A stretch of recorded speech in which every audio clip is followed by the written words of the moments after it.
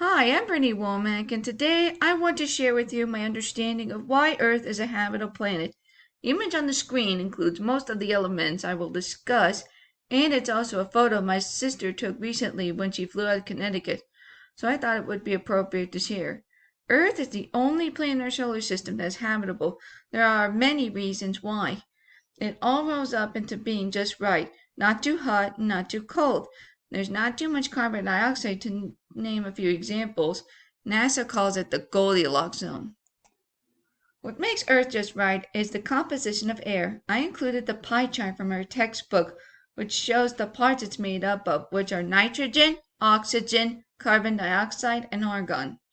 There are a few more tiny parts, but this is the majority. The main components of air are nitrogen and oxygen, which is 99%.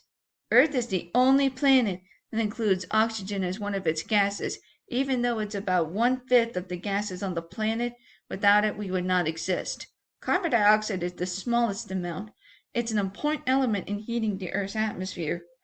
It only presents 397 parts per million. We breathe out carbon dioxide, which helps us to breathe. Unlike Venus, the Earth has just the right amount, so it isn't too hot for existence. While all the planets have access to sunlight, some have too much and others don't have enough. The distance from the sun to the Earth is just right. The Earth is around 93 million miles from the sun. Unlike Venus, Mercury, and Mars, that distance keeps the temperature tolerable. We would freeze if the distance was as far as Jupiter, Saturn, Uranus, or Neptune. We also have the ozone layer to keep the sun's radiation from causing bodily harm. Thanks to the sun's angle toward the Earth, we have the benefit of seasons. Something that keeps us alive is water. The temperature allows much of the water to remain liquid or drinkable. The Earth is made up of almost 71% of water. Water is also affected by Earth's only moon. The moon affects tides and can affect climates.